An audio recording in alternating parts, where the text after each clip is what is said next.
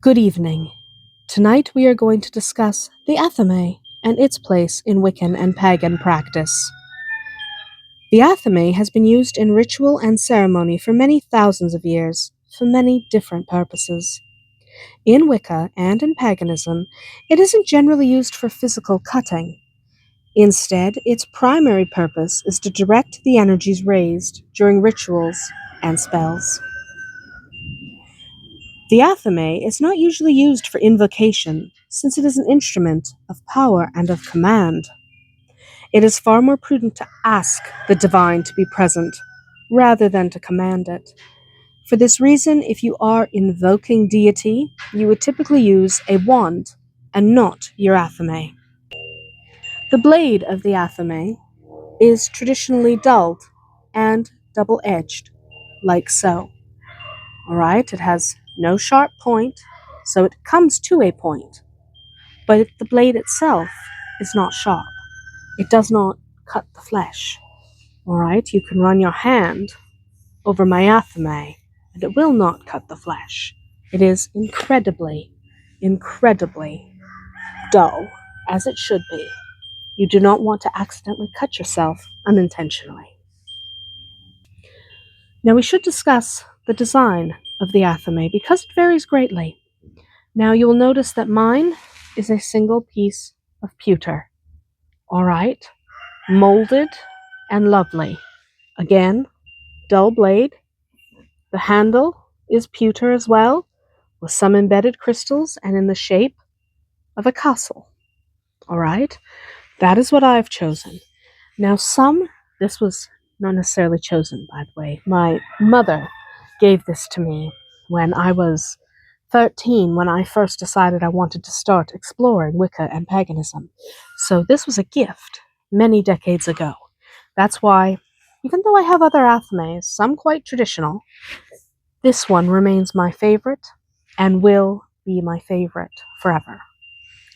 So some like to say that the handle of the Athame needs to be black, and there might be some small advantage to that, but if you don't like a blade with a black handle, like I don't, I love this.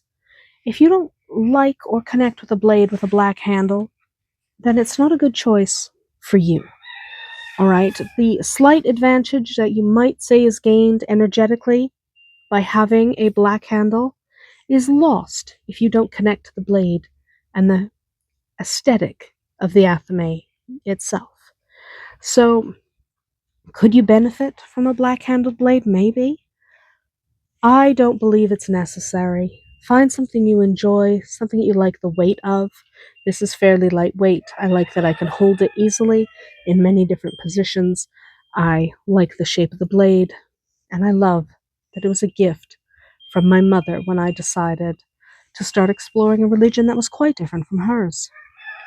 But since black does absorb power, some of the energy directed with the blade is absorbed into the handle, if you have a black-handled blade. But this amount is so small as to be lost unless you have a really strong connection with the Athame being used. And if you don't enjoy the black handle, you don't have a strong connection. So instead, choose an Athame because you like it. Don't choose it based on the color of the handle. The choice should be made based on personal preference. What do you enjoy the most? What makes sense for you? What will you enjoy using during your own rituals and ceremonies? Now, some traditions do require a blade of a particular color and style. They might all in a coven or all in a tradition use a certain Athame. This should be taken into account when choosing an Athame, but I really don't believe it should be the be-all and end-all when picking what works for you.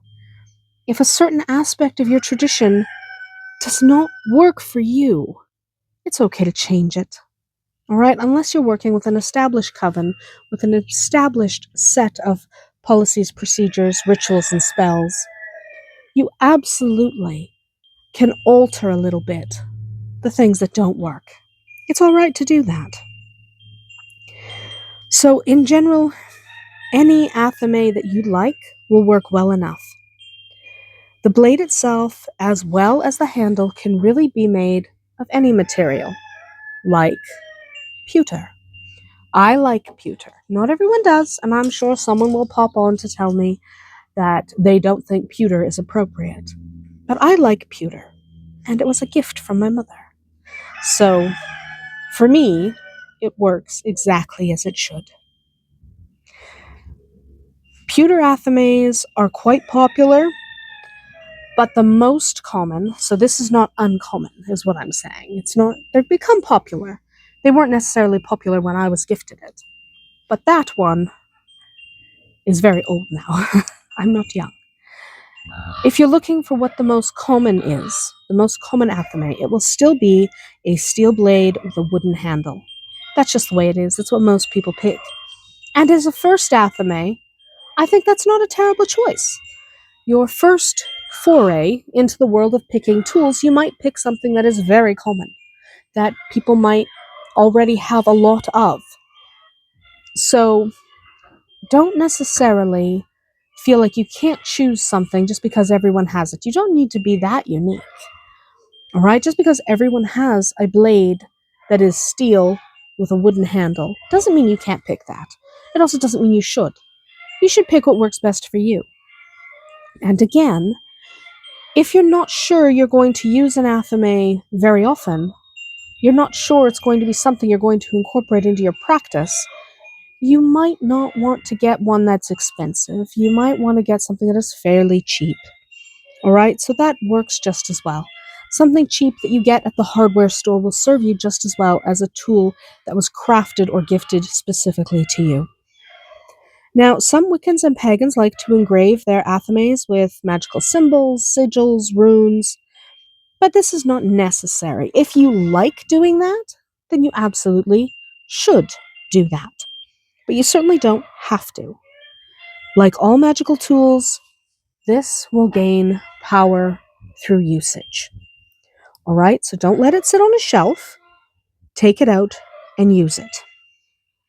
All right, so if engraving your name on it, or a sigil on it, or your favorite rune on it, makes you use it more, makes you want to use it more, then you should. But you don't have to. If you do want to engrave it, you can do that yourself. You can take it somewhere to have it engraved, but you can just as easily do it yourself.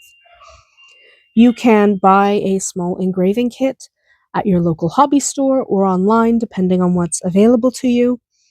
But you don't really have to do that. You can, if you want to engrave the blade of your Athame with runes and sigils to make yourself feel more witchy, more mystical, you can do that.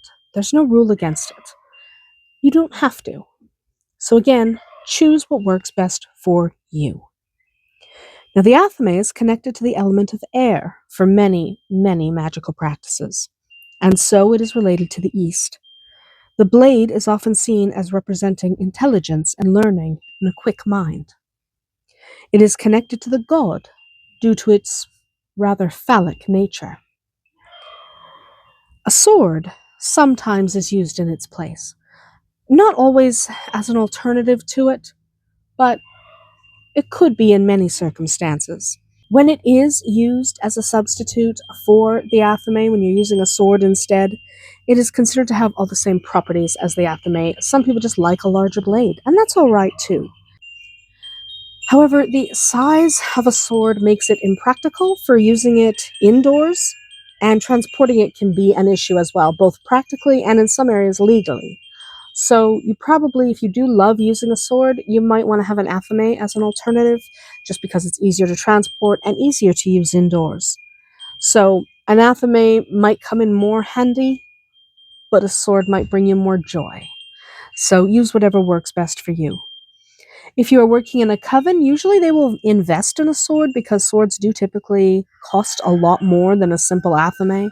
I don't know what this cost my mother, but back 40 years ago, I don't imagine it was very much. So I don't think she spent very much on it. But how much it cost didn't matter, and it still doesn't. It's the sentiment and what it means to me that matters. So find something that works for you and means something to you. That will go better than the most expensive Athame you can buy. Even if it's just a kitchen knife that used to be your grandmother's. She doesn't have to have been a witch for it to mean something to you. So use what works best in your situation. So, essentially, the Athame is a commonly used tool throughout the Wiccan and pagan world. It's a tool of command and authority. As such, it is used for many different ceremonial purposes. I'm sure I'll show you how I use mine in future videos. It is a highly personal item and integral to many Wiccan practices. But again, if you don't like using an Athame, you don't have to. It's an alternative to the wand, a little more commanding, a little less inviting, and sometimes that's what your spell or ritual calls for.